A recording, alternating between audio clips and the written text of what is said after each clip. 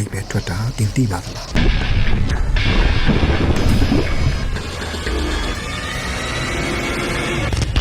ဒီလိုမျိုးဗီဒီယိုတွေကိုတကယ်ကြီးတို့တွေကဘယ်လိုလုပ်ရတာလဲလို့အဲ့လိုမျိုးတွေမေးကောင်းမေးနိုင်တယ်ပေါ့နော်။ဘာဖြစ်လဲဆိုတော့ကျွန်တော်တို့ TikTok တွေမှာပဲဖြစ်ဖြစ်နောက်တစ်ခါကျရင်သူများတွေတင်တဲ့ဗီဒီယိုတွေမှာကြတော့ဘာဖြစ်လဲဆိုတော့ဘီတန်နဲ့တကွာပေါ့နော်ဒီကျွန်တော်တို့တွေဒီဓာတ်ပုံတွေကို effect တွေသုံးတာတွေနောက်တစ်ခါကျရင်လှုပ်တာတွေပေါ့နော်ဒီမျိုး modern system လှုပ်တာတွေကိုကျွန်တော်တို့ဘယ်လိုလုပ်ရတာလဲဆိုတာဒါကျွန်တော်ဒီဗီဒီယိုမှာပြောပြပြီးမှာပဲဖြစ်ပါတယ်ပေါ့နော်တကယ်ကြီးတို့ကိုဘာလို့လဲဆိုတော့ကျွန်တော်ကတိတိကျကျကြီးကိုတော့ဒါလေးလုပ်ပါတော့ပြောမနေတော့ဘူးပေါ့နော်ဘာလို့လဲဆိုတော့ဒီမျိုးလုပ်ရင်ဒီမျိုးဖြစ်တယ်ဆိုတာကိုပဲကျွန်တော်ကပြောပြမှာပဲဖြစ်ပါတယ်ဘာလို့လဲဆိုတော့ကျွန်တော်ကအရင် busy ပိုင်းဆိုင်ရာတွေပေါ့နော်အရင်ဗီဒီယိုတွေမှာကျွန်တော်တင်ထားပြီးသွားပြီပေါ့နော်ဒါတခုချင်းစီတော့ live ပြောမနေတော့ဘူးဒါပေမဲ့ဒီမျိုးလုပ်ရင်ဒီမျိုးဖြစ်တယ်ဆိုတဲ့ပုံသဏ္ဍာန်နောက်လေးပဲကျွန်တော်ကချက်ပြမှာဖြစ်ပါတယ်ဘာလို့လဲဆိုတော့ဗီဒီယိုတွေကရှည်သွားမှလည်းစိုးတယ်ပေါ့နော်ဒါကြောင့်မလို့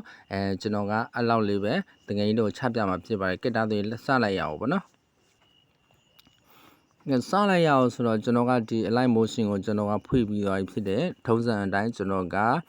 new project ကိုကျွန်တော်က name ပေးမယ်ပေါ့နော်ဒါကတော့ TikTok လို့ပဲကျွန်တော်ကပေးလိုက်မယ်ပေါ့နော်ဟုတ်ပြီကက်တာဆိုရင်ကျွန်တော်ကcreate project ကိုကျွန်တော်ကနှိပ်လိုက်တယ်ဒီထဲကိုရောက်လာပြီဒါဆိုရင်ကျွန်တော်တို့က media ကိုရွေးရမှာဖြစ်ပါတယ် beat and pip media တခုခုကိုကျွန်တော်တို့ကရွေးရမှာဖြစ်ပါတယ်ပေါ့နော်ကျွန်တော် all view all ကိုကျွန်တော်နှိပ်တယ် sound တွေကိုကျွန်တော်ကသွားတယ်ပေါ့နော်ဒီထဲမှာကျွန်တော်က beat and pip ဖြစ်တဲ့ magic ကိုကျွန်တော်ကရွေးလိုက်တယ်ဟုတ်ပြီရွေးလိုက်တဲ့အခါကျရင်သူ့ရဲ့အတန်ကိုကျွန်တော်ကနားထောင်ကြည့်မယ်ပေါ့နော်ကြည့်တာဆိုရင်ကျွန်တော်က play ကြည့်လိုက်ပါ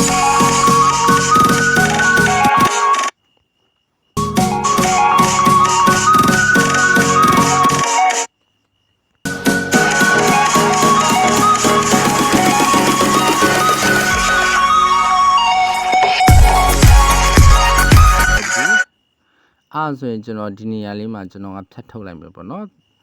ဖြတ်ထုတ်တာတော့တကယ်ကြီးတို့ကျွန်တော်ကထွေထူးပြောနေကြမလို့ဒါပေမဲ့ဒီနေရာမှာကျွန်တော်ပြောရမယ့်နေရာကျတော့ကျွန်တော်ပြောဖို့ကြံခဲ့တဲ့တစ်ခုရှိတယ်ပေါ့နော်ဒီမှာဒီအတန် file လေးကပေါ့နော်ဒီနေရာမှာရှိတယ်ကျွန်တော်ကအရှိဆုံးကိုပို့ချင်တယ်ဆိုရင်ကျွန်တော်ကဆွဲသွားလိုက်ပါတယ်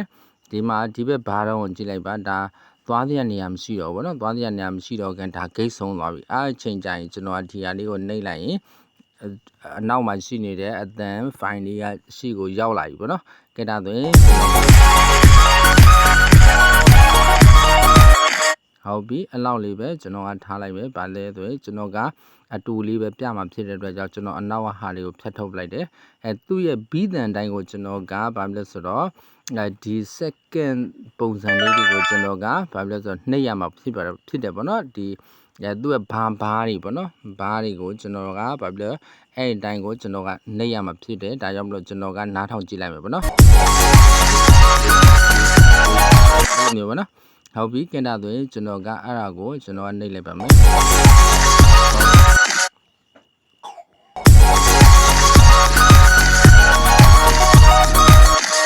ဟုတ်ပြီကင်တာဆိုရင်ကျွန်တော်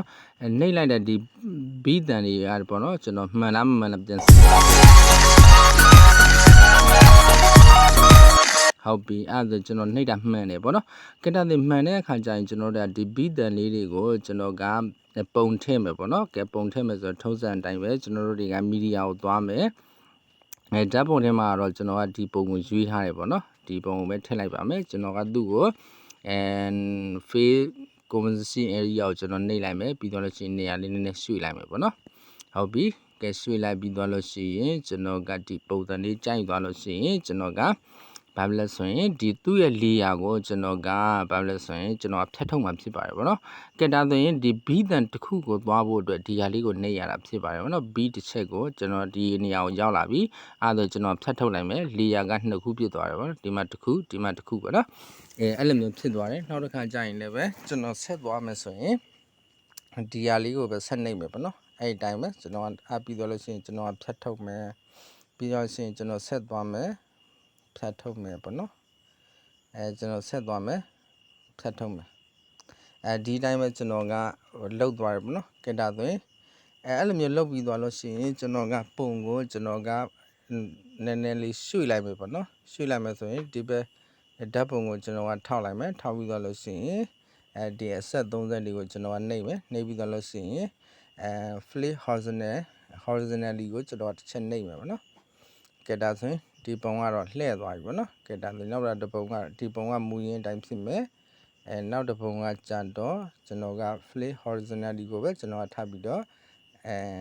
နှိပ်လိုက်မယ်ပြီးတော့လို့ရှိရင်နောက်ပုံကကြတော့အမှန်ဖြစ်မယ်ပေါ့နော်ကဲဒါဆိုသင်ငယ်တို့ဒီတိုင်းပုံစံကိုပဲတစ်ချက်ရှိုးကြည့်လိုက်ဖို့ပေါ့နော်ပုံစံပေါ့နော်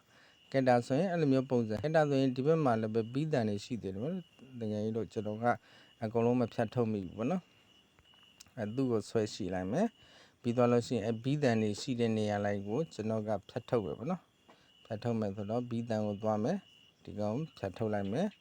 ဘီးတန်တစ်ချက်သွားမယ်ကျွန်တော်ကဒီဟာကိုဖြတ်ထုတ်လိုက်မယ်ဘီးတန်တစ်ချက်သွားမယ်ကျွန်တော်ကဒီဟာကိုထပ်ပြီးတော့ဖြတ်ထုတ်လိုက်မယ်ပေါ့နော်ကဲဖြတ်ထုတ်ပြီးတော့လို့ရှိရင်ကျွန်တော်ကဒီကနေစမယ်ဒီကောင်ကအမှန်ဒီကောင်ကflip horizontally ကိုကျွန်တော်ကအလျားလိုက်ကျွန်တော်ကဘက်ပြောင်းတာပေါ့နော်အဲ့လိုမျိုးသွားမယ်နောက်တစ်ခါကျရင်ဒီဘက်ပုံတစ်ပုံကိုပေါ့နော်ဒီနေရာပုံပေါ့နော်ဒီပုံကိုကြတော့လည်းပဲ flip horizontally ကိုကျွန်တော်သုံးပြီးတော့ထပ်ပြန်ပြောင်းကဲဒါဆိုရင်တကယ်လို့တစ်ချက်ပြန်ပြီးတော့ကြည့်လိုက်ပါနော်ကဲဒါဆိုရင်ကျွန်တော်ကအဲ့ဒါတွေကိုသုံးပြုပြီးသွားရင်ခါကျရင်ကျွန်တော်တို့ကဒီဟာကိုကျွန်တော်တို့ကကာလာပြောင်းမယ်ပေါ့နော်ဒါကကျွန်တော်ကကာလာကိုကျွန်တော်ပြောင်းမယ်ပြောင်းတဲ့ခါကျရင်သူကကြတော့ဘာလဲ effect တွေကိုကျွန်တော်ကသွားမယ်ပေါ့နော်ဒီ effect တွေကိုကျွန်တော်ကတစ်ချက်နှိပ်လိုက်မယ်နှိပ်ပြီးတော့လို့ရှိရင် add effect ကိုကျွန်တော်ကသွားမယ်သွားပြီးတော့လို့ရှိရင်ကျွန်တော်ဒီမှာ color ဆိုပြီးတော့ရိုက်ထည့်မှာ color ပါနော် color ပါနော်ဟုတ်ပြီကဲ color ကိုဒီမှာ color တုံးလို့ပါလို့ရှိတယ် color balance တို့ပါလို့ရှိတယ်နောက်တစ်ခါကျရင်ကျွန်တော်က color ဘာကိုရွေးမလဲဆိုရင် color နဲ့ CO အဲ့လိုက color and glow လာမသိဘူးကျွန်တော်color and glow ပေါ့နော်ဒီဟာကိုကျွန်တော်ရွေးမယ် color ဟုတ်ပြီ hot color ပေါ့နော်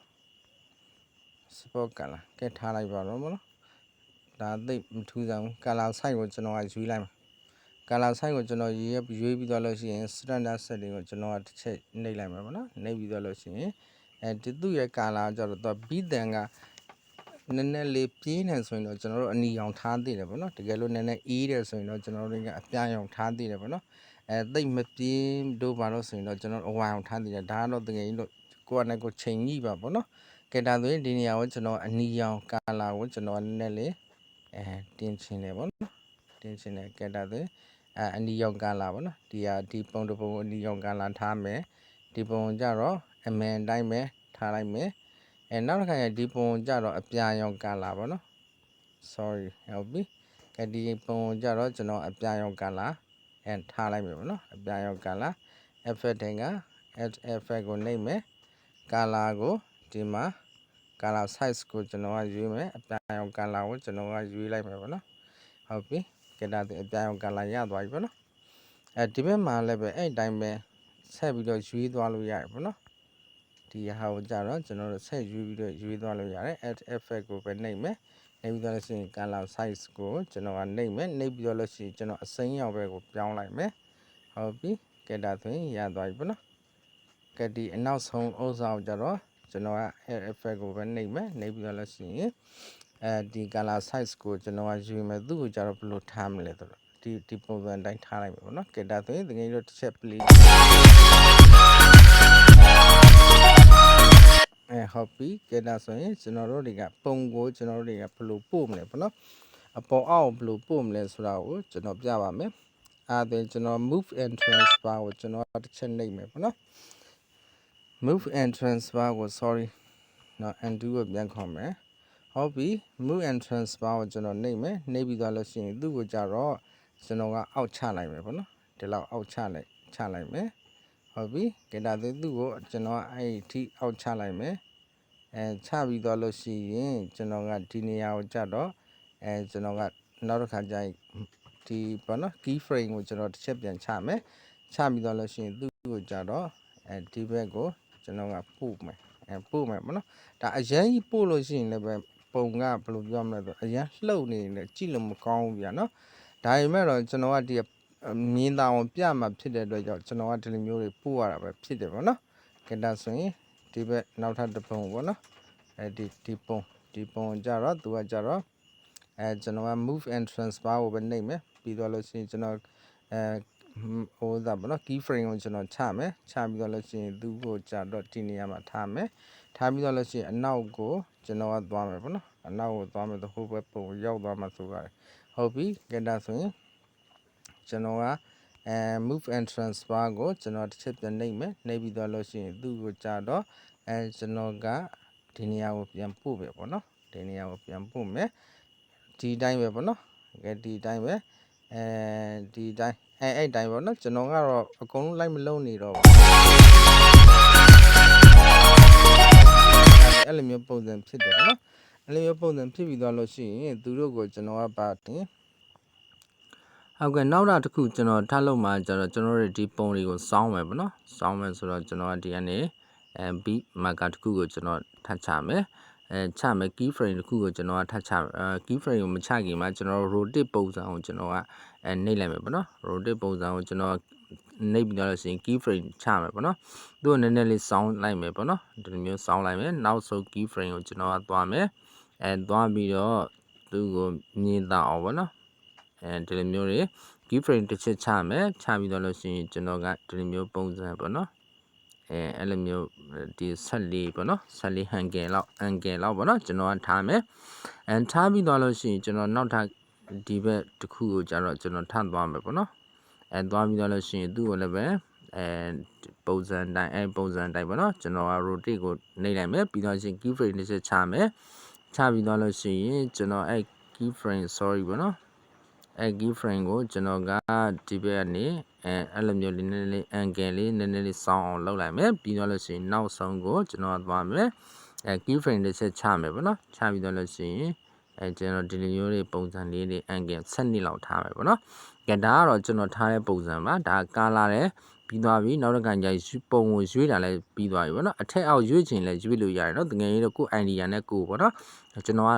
လုတ်တအောင်ပဲကျွန်တော်ပြောပြတာဖြစ်ပါတယ်ကဲဒါဆိုရင်ဒီဟာကိုကြတော့ကျွန်တော်ကဘယ်လိုလုပ်မလဲဆိုရင်ကျွန်တော်ကဒီ lighting ပေါ့နော် lighting ကိုကျွန်တော်ထည့်မယ်ပေါ့နော်ဒီသူ့ကို lighting ထည့်မယ်ဆိုတော့ကျွန်တော် effect တွေကိုသွားမယ် add effect ကိုကျွန်တော်ကနှိပ်မယ်နှိပ်ပြီးတော့လို့ရှိရင်ကျွန်တော်ဒီ search bar မှာlight ပေါ့နော် LIGHT ပေါ့နော်မပေါ်သေးဘူးဟုတ်ပြီ light glow ကိုကျွန်တော်တစ်ချက်နှိပ်မယ်နှိပ်ပြီးတော့လို့ရှိရင် light glow ဟုတ်ပြီ light glow ကိုကျွန်တော်တစ်ချက်နှိပ်မယ်ပေါ့နော်ဟုတ်ပြီနည်းနည်းလေး line မကောင်းလို့ပေါ့နော်နည်းနည်းကြားနေတာဖြစ်တယ်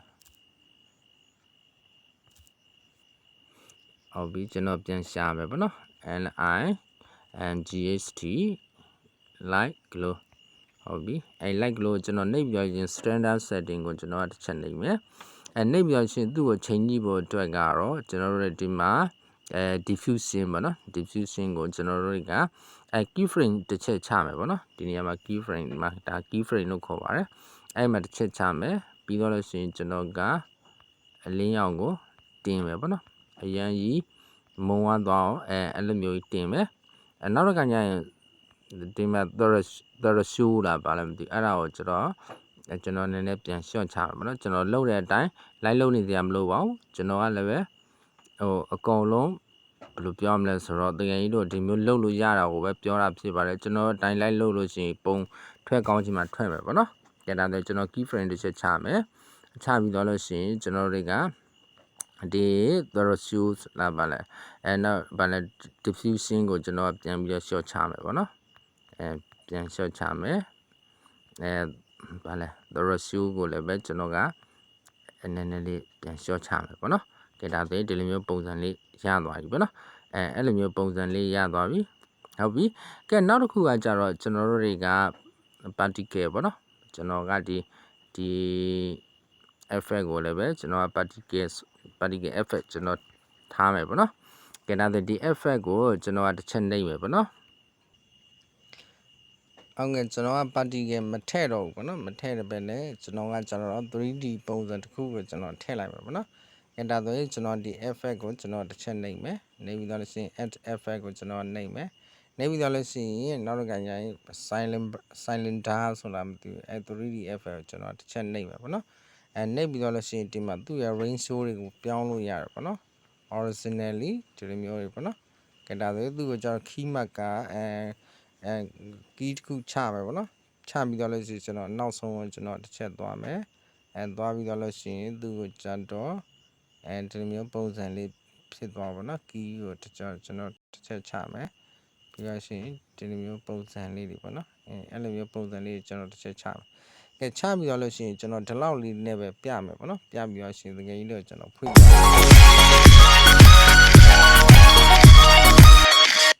အဲ့လိုမျိုးပုံစံလေးတွေပေါ့နော်ကဲဒါဆိုရင်သူကကိုတင်တဲ့ TikTok ပေါ်မှာပေါ့နော်ဒီလိုမျိုးတွေလှုပ်လို့ရတယ်ဆိုတာကိုတကယ်ကြီးတို့ပြောပြတာဖြစ်ပဲပေါ့နော်ဝါသနာပိုင်တော့လိုက်လို့ပေါ့နော်ကျွန်တော်ကတော့အလောက်ထိကတော့ TikTok တွေကိုတော့ဝါသနာသိအရင်ပါတယ်လို့တော့မဟုတ်ဘူးပေါ့နော်ကဲဒါဆိုရင်တကယ်ကြီးတို့ဒီဟာလေးတွေကိုလိုက်ပြီးတော့လေ့ကြည့်ပြီးတော့ဒီ key frame ချတာပေါ့နော်ဒီ beat တွေချတာကိုတကယ်ကြီးတို့လောက်တတ်မယ်လို့ထင်ပါတယ်ကဲအားလုံးကိုကျေးဇူးတင်ပါတယ်ပေါ့နော်